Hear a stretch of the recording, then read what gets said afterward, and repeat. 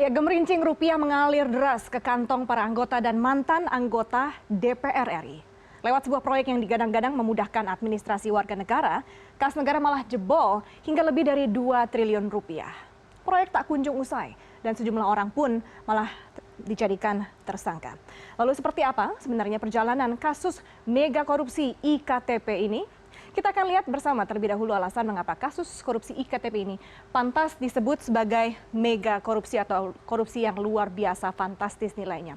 Jika kita bandingkan dengan 3 kasus lainnya yaitu hambalang, simulator SIM, dan radio komunikasi terpadu, memang kerugian negara dalam kasus korupsi proyek IKTP merupakan nilai yang paling besar, 2,3 triliun rupiah. Nah, sementara kasus hambalang berada di urutan kedua, yakni di 706 miliar rupiah, sedangkan kerugian negara akibat kasus simulator SIM adalah 121 miliar, dan yang terakhir kerugian negara di kasus radio komunikasi terpadu mencapai 89,3 miliar rupiah. Nah, selanjutnya kita akan melihat lini masa dari kasus mega korupsi IKTP ini. Dimulai dari Mei 2010 pada tanggal 11 waktu itu, Dirjen Kependudukan dan Pencatatan Sipil Kemendagri Irman dalam rapat dengan Komisi Pemerintahan DPR menyatakan bahwa kebutuhan biaya KTP berbasis nomor induk kependudukan secara nasional berjumlah total 6,67 triliun rupiah. Nah, kemudian pada Juni 2011, Kemendagri menyatakan Percetakan Negara Republik Indonesia adalah pemenang tender. Nah, kemudian keputusan ini dilanjutkan dengan penandatanganan tender antara Kemendagri dan juga konsorsium pemenang. Dan kemudian pada September 2012, KPPU mencium aroma kejanggalan dalam proses tender dan melakukan penyelidikan lebih lanjut. Kita simak di slide berikutnya.